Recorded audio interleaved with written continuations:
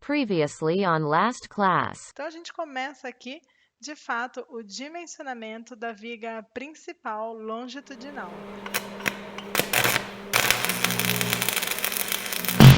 Esse é o nosso modelo de cálculo. Nós temos uma viga principal de 35 metros de comprimento. E ela tem um vão de 25 metros e dois balanços de 5 metros. Isso no sentido longitudinal, que é o sentido da viga principal que eu estou querendo aqui dimensionar.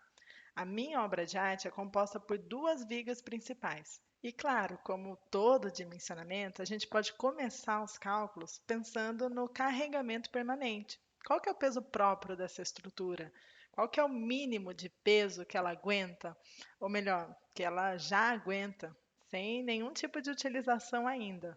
Essa carga permanente é o que a gente vai calcular.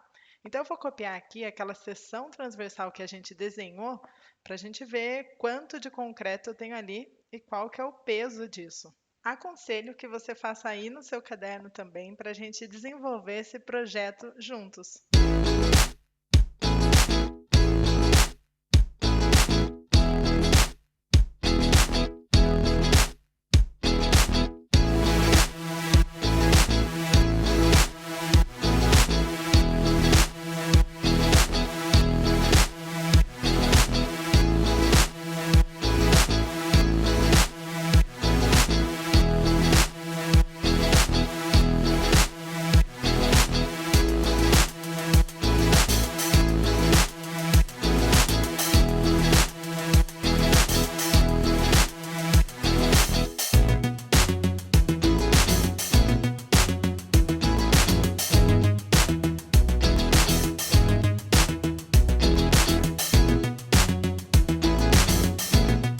Como que eu faço então para dimensionar e calcular essa viga longitudinal?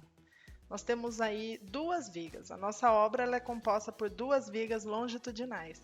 E eu preciso te falar o seguinte: nesse tipo de obra, a distribuição de todos os carregamentos vai ser dividida por essas duas vigas. O que nós fazemos nesses casos, então, é dimensionar e calcular uma viga, uma das duas vigas, e adotar o que foi calculado para uma viga para outra viga.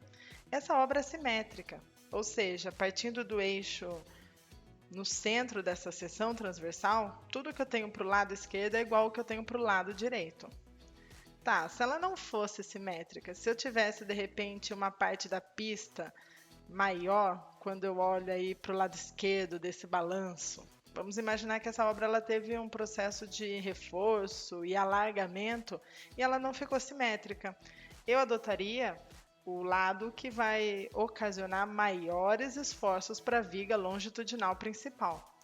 Nesse caso, a obra é simétrica, então tanto faz se a gente calcular pensando na viga 1 como na viga 2. O que a gente tem que ter em mente é que o nosso modelo de cálculo será considerando apenas metade de toda a obra, para dimensionar de fato qual que é o máximo esforço que vai para uma das vigas longitudinais principais. Eu vou adotar essa viga da esquerda, então eu vou chamar ela de V1. Vamos começar os nossos cálculos pensando no peso próprio, o peso de concreto que existe aqui. Quando eu olho a viga longitudinal e a laje, afinal, nós já comentamos que a laje ela colabora como o banzo comprimido dessa viga, como se fosse uma grande viga T. E qual que é o peso de concreto que eu tenho nessa estrutura?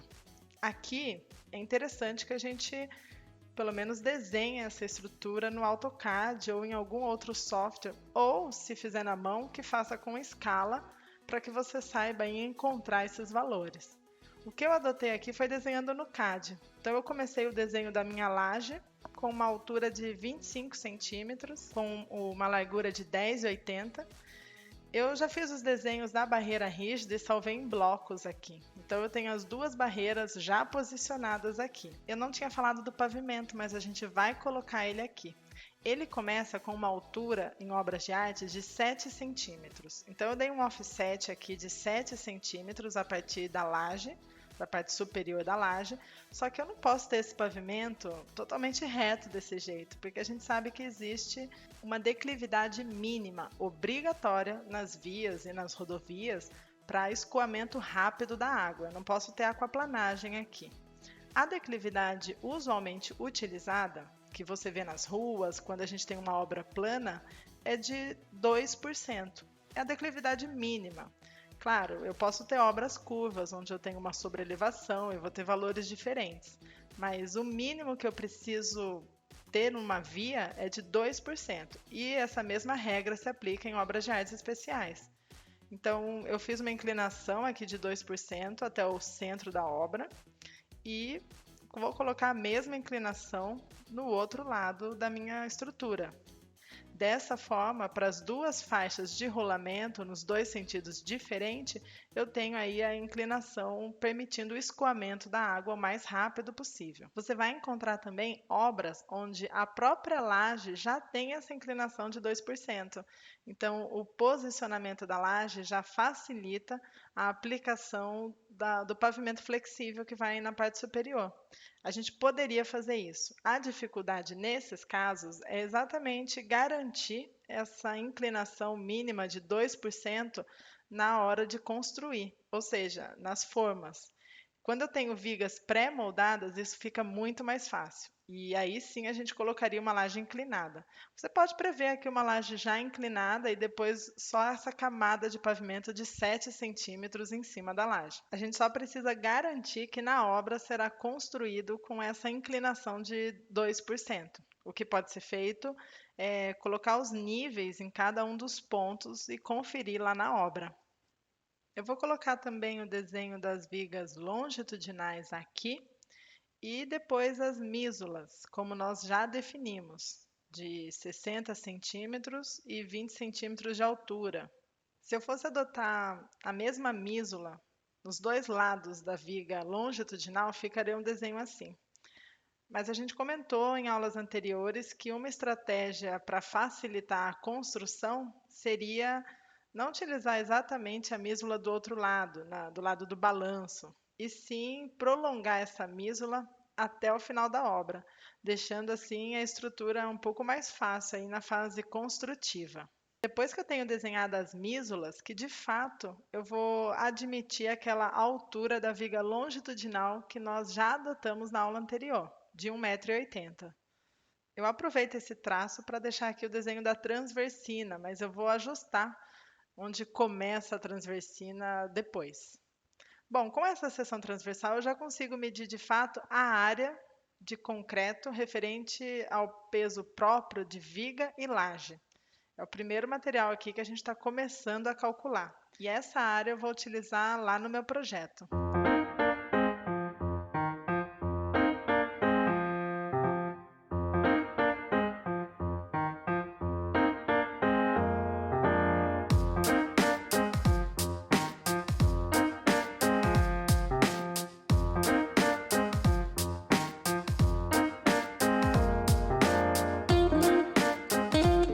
Você já sabe disso, mas repare que esse carregamento, que eu estou chamando de peso próprio 1, que se refere à viga e à laje, ele é um carregamento constante no nosso projeto ao longo de toda a obra.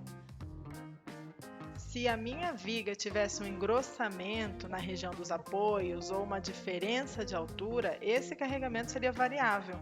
Aqui, esse valor de 61,25 kN por metro é constante ao longo de todos esses 35 metros de obra. Esse engrossamento você encontra nas obras de artes especiais, nas vigas de pontes, e geralmente esse engrossamento existe na região dos apoios. Nos apoios é onde nós temos os máximos esforços cortantes. E, de fato, esse engrossamento ele vem para suprir essa necessidade de força cortante ali naquela região. Mas aqui a gente está começando os cálculos e, para o momento fletor, essa condição é suficiente. Bom, mas além de viga e laje, eu tenho outros materiais e outros elementos estruturais nessa obra. Na sequência, a gente pode calcular o carregamento devido à barreira rígida, por exemplo. Lembrando, estou considerando, e nós vamos considerar sempre, em obras de 2 vigas, metade da obra. Então, o carregamento que eu vou transformar naquele meu modelo em linha é o de uma barreira rígida ao longo dos 35 metros. E para definir a área de seção transversal dessa barreira, eu também estou utilizando o CAD. Tem alguns detalhes aqui nos cantos arredondados dessa barreira, mas eu chego numa área aproximada de 0,23 metros quadrados. E a barreira também é de concreto armado, então o peso específico desse material também é o de 25 kN por metro cúbico.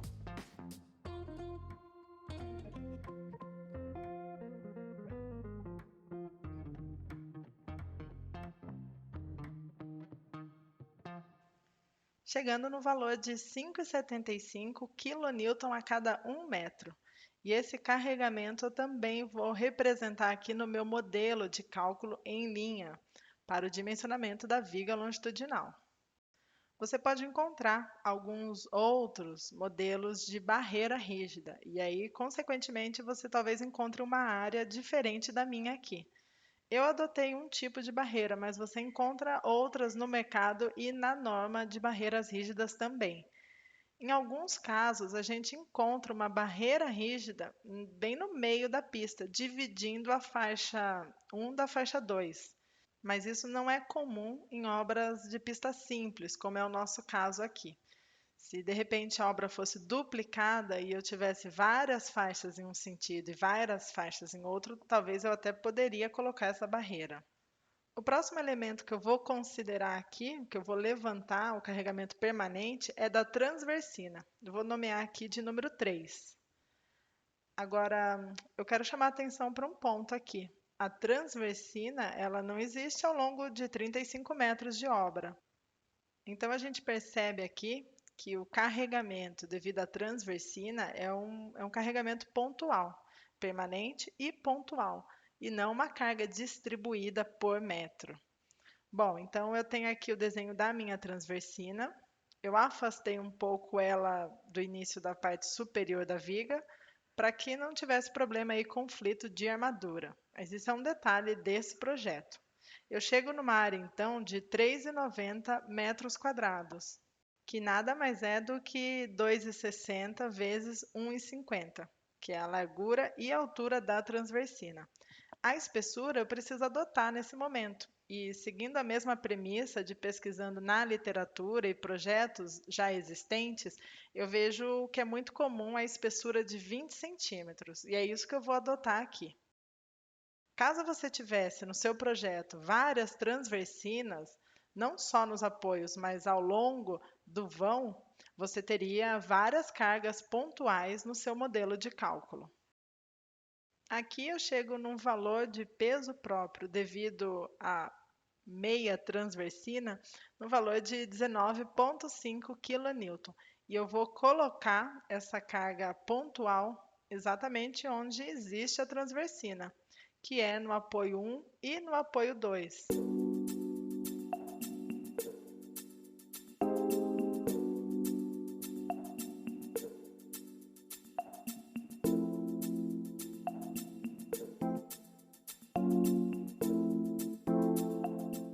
Quem mais nós temos aqui de carga permanente?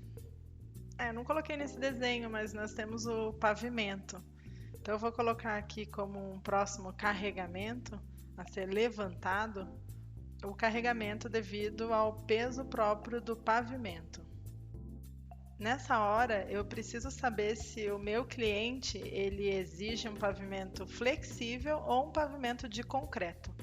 Caso seja um pavimento de concreto, eu tenho a espessura, que nós já definimos lá no AutoCAD, e a gente tem o peso específico do concreto. A gente sabe disso. Mas nesse caso, o meu cliente exigiu no nosso projeto um pavimento flexível. Não existe uma regra para isso, depende muito de quem está construindo, se o nosso cliente exige pavimento flexível ou pavimento rígido. Nós vemos várias vantagens quando a gente fala de pavimento rígido.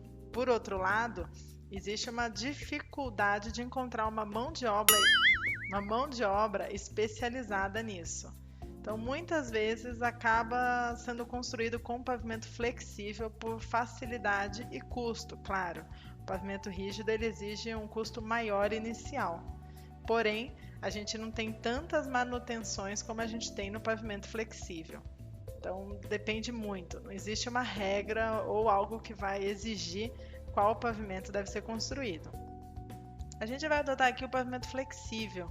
E para determinar a área de pavimento flexível ali naquela seção transversal, eu também vou consultar o nosso desenho lá no CAD.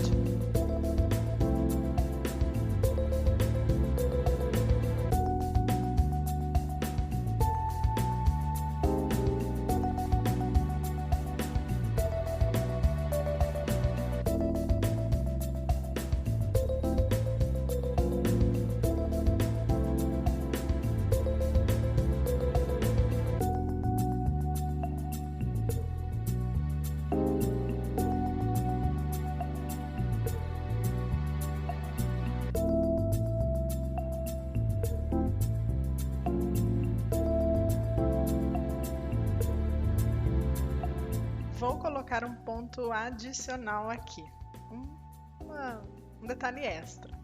A gente não vê isso em todos os livros de dimensionamento de pontes e viadutos, mas na vida real isso existe e a gente precisa considerar. Eu estou falando do recapeamento asfáltico. Essa atividade é utilizada na restauração dos buracos, desnivelamento e outras imperfeições que podem ser causadas pelo tráfego intenso de veículos pesados, além de ações climáticas. Eu não sei quantas vezes serão realizadas essas atividades nessa obra de arte, se serão realizadas e qual a espessura em cada uma das atividades. Então, estou adotando uma espessura de 10 centímetros ao longo de 5 metros de faixa. Eu sei que você deve estar lembrando que existe a atividade de fresagem, que vai retirar um pouquinho, uma camada desse pavimento antes de fato de fazer o recapeamento. Mas eu estou colocando aqui 10 centímetros como uma previsão ao longo de toda a vida útil dessa obra de arte especial. Isso me resulta nesse carregamento de 26,38 kN por metro. Afinal, eu tenho um pavimento ao longo de 35 metros. E isso me resulta aqui em mais um carregamento constante distribuído.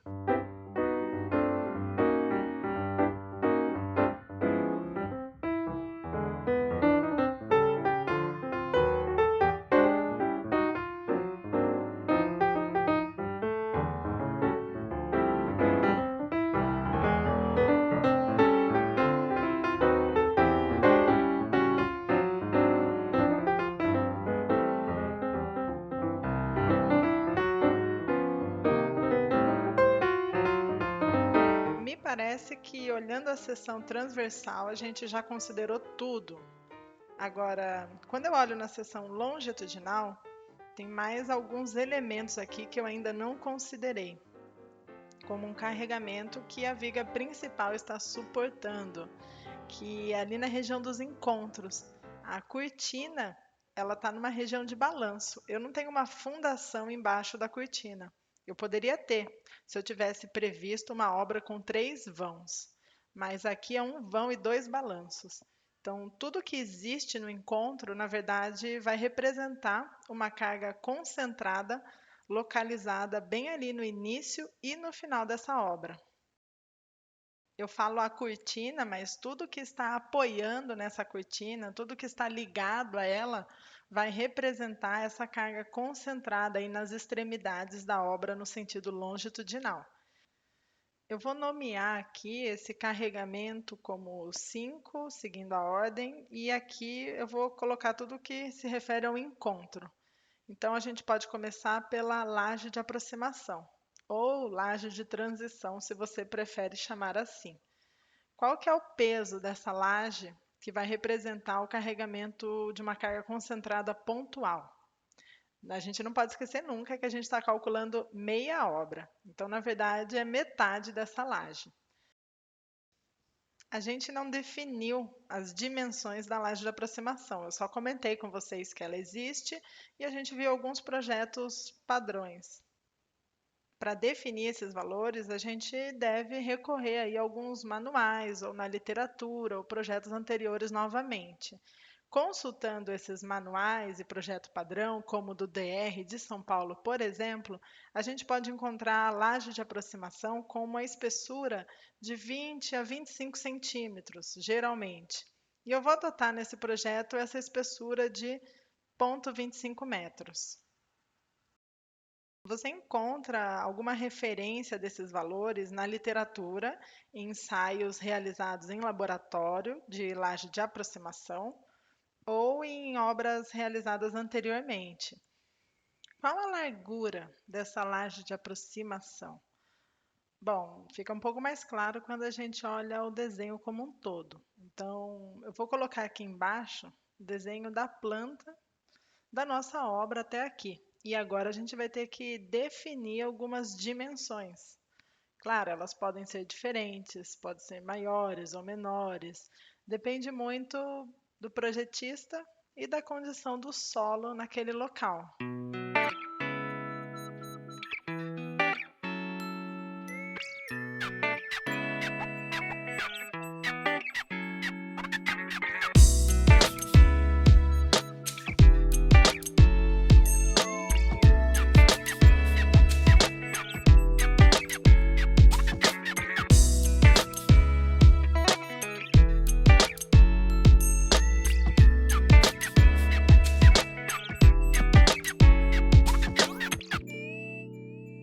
Eu tenho aqui o desenho da minha obra em planta, olhando de cima.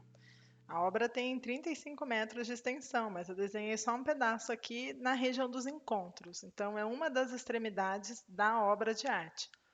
Nessa extremidade, eu tenho aqui em rosa o desenho da cortina.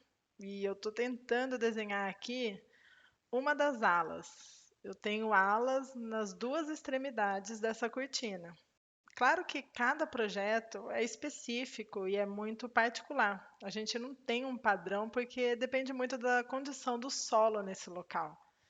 Então, as dimensões também estão em função disso. Como que é o talude aqui? Ele é um talude que se estende e eu preciso de um muro de ala maior? Você repare e veja isso nas obras que você passa no dia a dia. Então, aqui eu tenho a cortina e aqui eu tenho o desenho da ala, as duas alas. Em alguns casos, você encontra essa ala um pouquinho deslocada e não tão reta assim, mas ela pode ficar um pouco desse formato. Claro, depende da condição do talude do solo nesse local. Como que está o solo que você precisa conter? Bom, eu estou adotando que a gente tem um talude aqui numa condição que a ala nessa posição atende. Além das alas e da cortina, eu tenho a laje de aproximação. Nós vimos também em alguns projetos nas aulas anteriores que também existem diferenças aqui. Tem casos onde a laje de aproximação está apoiada em cima da cortina e a cortina ela tem uma altura menor. Também é uma possibilidade. Aqui no nosso projeto, a gente está considerando que essa laje de aproximação está apoiada num consolo. E esse consolo está embaixo, a gente não consegue ver aqui o desenho dele, mas ele está conectado com a cortina. Alguma coisa mais ou menos assim como essa foto. Então, qual que será a largura da nossa laje de aproximação? Para definir isso, eu preciso lembrar que a minha obra tem uma largura total de 10,80. É o que a gente já definiu lá atrás. Então, eu vou subtrair aqui a espessura das alas, das duas alas. Estou adotando, então, uma ala com espessura de 20 centímetros, chegando num comprimento, numa extensão total da laje de aproximação de 10 metros e 40, ou 1.040 centímetros. Vale lembrar também que, caso você adote no seu projeto, de acordo com a necessidade do local, uma ala inclinada, como aquela que eu desenhei lá atrás, a laje de aproximação ela não precisa acompanhar essa inclinação, porque veja bem, a função da laje de aproximação é amenizar o impacto dos veículos quando eles estão trafegando em um maciço de solo e vão adentrar uma obra de arte de concreto, então uma rigidez diferente. A laje ela pode permanecer basicamente a largura da pista de rolamento, onde pode possivelmente passar um veículo. É bom que se tenha uma laje de aproximação. E o comprimento dessa laje de aproximação? Também não existe uma regra aqui. Existem vários projetos mais recentes com obras com vigas pré-moldadas e protendidas, numa condição um pouquinho melhor do que essa obra que está com as extremidades em balanço, que a laje de aproximação chega a 4 metros de comprimento. Eu não vou adotar essa extensão assim tão elevada, porque vamos lembrar que a gente está aqui colocando essas estruturas num balanço. Então, tudo está sendo suportado pela cortina e pela estrutura principal das vigas longarinas, e eu não quero exagerar muito aqui nas dimensões, mas basicamente o que nós teríamos que fazer é, como sempre, adotar dimensões e depois verificar na hora de calcular esse elemento específico, a laje de aproximação. Bom, eu vou adotar aqui uma dimensão então, considerando que a minha ala tem 2,50 mais 20 centímetros da cortina, aqui ficaria restando 2,25. 2,25, e é isso que eu vou adotar aqui como essa dimensão aqui da laje de aproximação, o comprimento dela. Além dessa dimensão de 2,25, eu ainda tenho aquela parte levantada ali da laje. A gente vai fazer um desenho de perfil aqui para relembrar. E colocando as dimensões aqui, eu tenho essa parte elevada de 25 centímetros, a mesma espessura da laje. É como se fosse uma dobra da laje ali, chegando até a superfície. E essa dobra, ela serve, na verdade, para dar um suporte na hora de colocar aqui a junta de dilatação. Com todas essas dimensões definidas, agora sim, a gente consegue calcular o peso próprio da laje de aproximação. Isso vai ser o seu volume, 25 centímetros de espessura, 2,25 de comprimento, vezes 5,20, que na verdade a gente está calculando meia obra. Então, seria a largura dessa laje dividido por 2. Somando a isso, eu tenho aquela dobra da laje de 0,25 vezes 0,25 vezes meia obra também, meia laje. Chegando aí num volume de 0,325 metros cúbicos.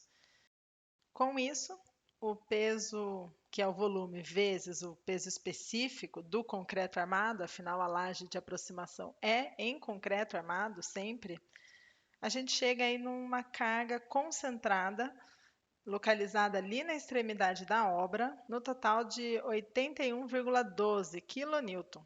É isso que eu tenho de peso devido à laje de aproximação. Em cima da laje existe um outro material, que certamente tem um peso também. É o solo, é a continuação da rodovia. Eu até poderia discretizar aqui uma camada de solo, uma camada de pavimento, mas eu vou adotar como se fosse apenas um aterro ali, uma camada de solo. Mesmo porque o pavimento ali, ele não vai ter uma fundação. Afinal, logo embaixo a gente já tem essa baita de laje de concreto. Então, eu tenho 25 centímetros de altura até chegar no nível superior da rodovia, vezes um comprimento de 2,25, vezes uma largura de 10,40 sobre 2, 5,20, que é metade da obra. Isso, vezes o peso específico do solo, me resulta no peso total que eu estou procurando. Tá, mas e qual é o valor do peso específico do solo? Bom, existe uma variação aí entre 15 até 21, geralmente. Depende se o solo é mais mole ou se ele é mais duro. Eu vou adotar aqui um valor de 19 kN por metro cúbico. E aí eu chego num carregamento total de solo de 55,58 kN. Isso eu vou acrescentar como uma carga concentrada lá nas extremidades da obra também. Quem mais eu tenho no encontro? Bom, eu tenho o consolo, que é aquele elemento que está ali no nosso projeto, suportando, aguentando o peso da laje de aproximação. A laje de aproximação tem um contato com esse consolo. Esse é o que a gente adotou no nosso projeto aqui. Bom, qual que é o peso desse consolo? A gente teria que calcular. Você consegue calcular esse consolo como um consolo de concreto armado, como você já conhece. E o peso você também já conhece. Vai ser o peso da laje de aproximação, mais o peso do solo. Teria o peso do carregamento móvel, que a gente não calculou ainda. Enfim, teria como calcular aqui o consolo exatamente. Nesse momento, eu vou adotar. Eu vou adotar um consolo de aproximadamente 15 por 30. Eu sei, ficou como se fosse uma seção retangular. Mas depois que a gente terminar os cálculos, você pode voltar aqui e calcular exatamente qual que seria a seção transversal desse consolo. Por hora, eu tenho ponto 15 vezes ponto 30 vezes a extensão desse consolo, considerando meia obra, vezes o peso específico de concreto armado. Isso me resulta num peso próprio, devido ao consolo, de 5,85 kN. Também é uma carga concentrada lá na extremidade da obra. Outro elemento que a gente vai calcular aqui é a ala, ou muro de ala, como você quiser chamar. E vamos lembrar o seguinte: a gente está considerando meia obra, então o carregamento também vai ser de uma ala inteira. Tem uma ala de cada lado da obra da cortina, mas meia obra contempla uma ala. E é isso que a gente vai considerar aqui. Na hora de definir as dimensões da ala, a gente pode seguir vários conceitos. Eu poderia ter a altura da ala total da altura da obra.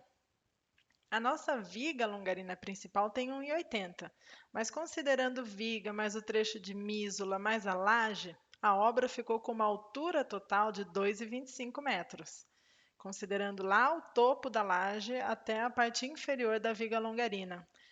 A ala ela não precisa seguir essa dimensão. A gente até colocou no desenho da seção longitudinal como se a ala contemplasse toda a altura da obra. Mas depois de definir as mísulas, a altura de viga e a laje, a gente viu que a obra tem mais do que 1,80. 1,80 é só a altura da viga.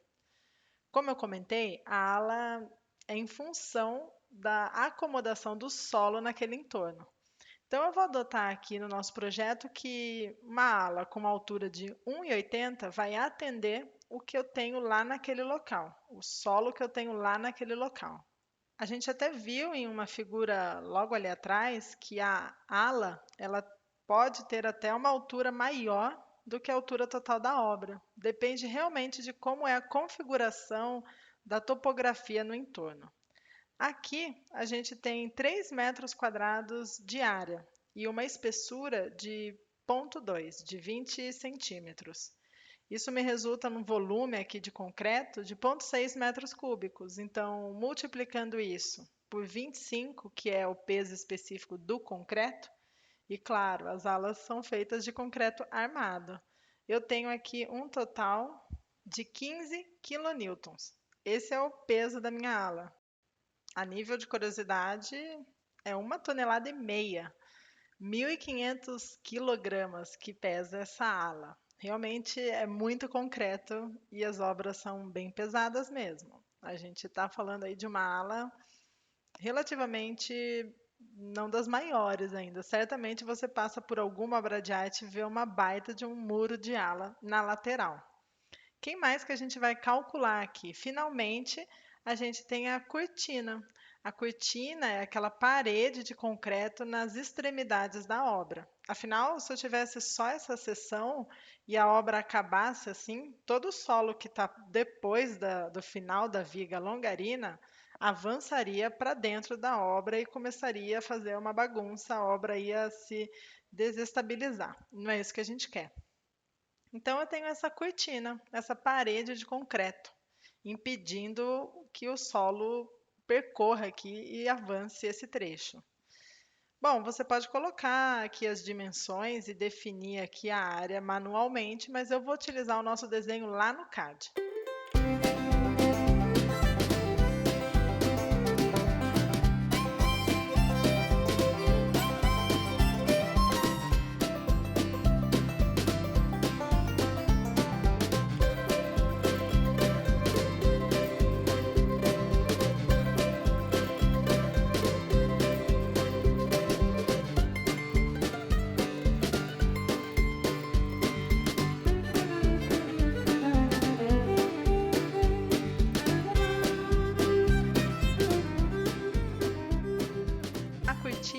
uma laje, uma placa, onde eu tenho atuando os esforços do empuxo de solo, que está resistindo, essa cortina está resistindo ao esforço de aterro que existe do outro lado, e tenho também as cargas devido às cargas móveis que passam sobre essa obra de arte.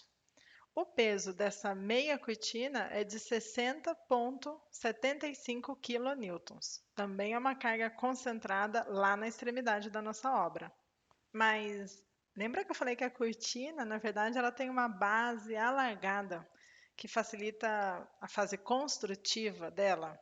Então, a gente vai colocar isso também nos nossos cálculos. Eu tenho esse pedacinho aqui que eu ainda não considerei. Tenho que adotar essas dimensões aqui. Basicamente, é um talão para suporte dessa estrutura no solo.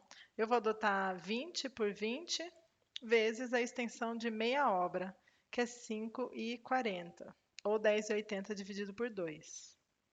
Esse alargamento ele não é obrigatório também. Você certamente vai encontrar projetos que não adotaram essa estrutura desse formato. Mas a gente está adotando aqui nesse exemplo. Então, vezes o peso específico do concreto armado, eu chego numa carga de 5,40 quilonewtons, que eu vou somar com todas essas cargas que eu calculei aqui na região dos encontros e colocar uma carga concentrada pontual aqui na extremidade da obra, que remete ao item 5, que contempla ala, laje de aproximação, consolo, cortina, tudo que a gente calculou nessa última etapa. Com isso, nós temos todas as cargas permanentes e você já consegue calcular aqui e encontrar os máximos e mínimos momentos fletores ao longo dessa viga longarina. O momento de carga permanente já está resolvido.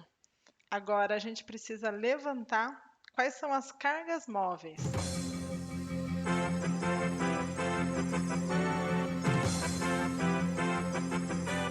Qual que é o carregamento variável? Como que eu represento o peso de um caminhão passando em cima dessa obra, ou 2 caminhões, ou um CVC, que é o nome das combinações de veículos de carga? Enfim, todos esses veículos que podem passar pela obra. No caso de pontes, viadutos e passarelas, a gente conhece o carregamento pelo nome de trem-tipo. A gente vai determinar qual que é o trem-tipo dessa obra, o que nós poderemos chamar de trem tipo longitudinal. A gente não vai utilizar mais aquela norma NBR 6120 que fala das sobrecargas em edificações. Aqui a gente tem uma norma específica que fala qual que é o carregamento que a gente tem que considerar para representar a passagem de veículos, veículos pesados, caminhões, treminhões, pedestres, veículos de carga, enfim, é um conjunto de carregamentos que nós chamamos de trem-tipo. Esse carregamento ele é composto por um veículo tipo e, no entorno desse veículo, um carregamento distribuído, que representa outros veículos. Aí você me fala assim, bom, então eu vou pegar aquele modelo da obra de 35 metros e vou colocar uma carga distribuída ali. E aí eu vou colocar um veículo no ponto mais desfavorável para a estrutura, de repente no meio do vão de 25 metros. Ok, a gente vai seguir isso. Mas antes de olhar para a seção longitudinal, eu queria que você desse uma olhada aqui nessa seção transversal. Aqui eu estou olhando a obra de frente, eu tenho duas vigas principais, entrando e saindo da tela, e eu tenho aquela largura da obra de 10,80.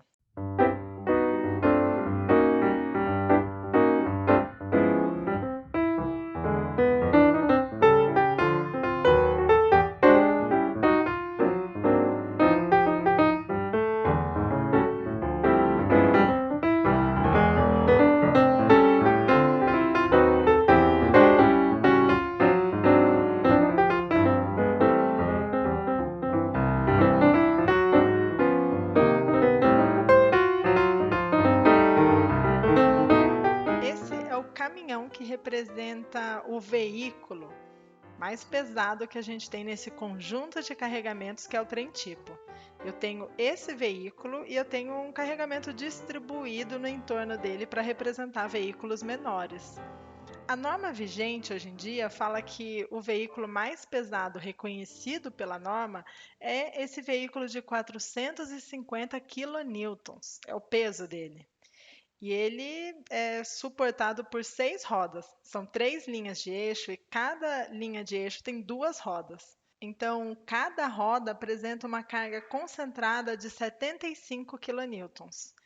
Bom, se eu te falar onde que eu coloco esse caminhãozinho ao longo dos 35 metros de viga que eu tenho para provocar os máximos esforços, certamente você ia me falar para colocar ele no meio do vão.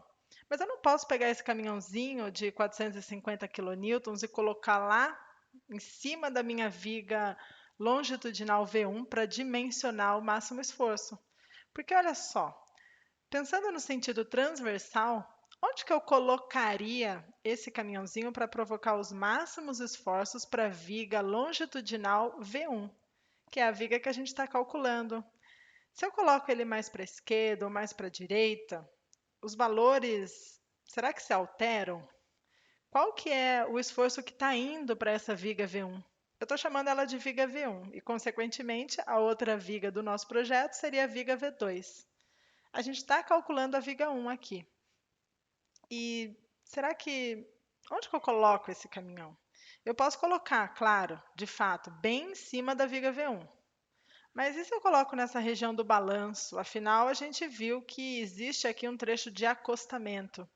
Será que, caso esse caminhão passasse pela obra na região do acostamento, não provocaria um esforço maior na viga 1 do que se de fato ele passasse bem em cima dela?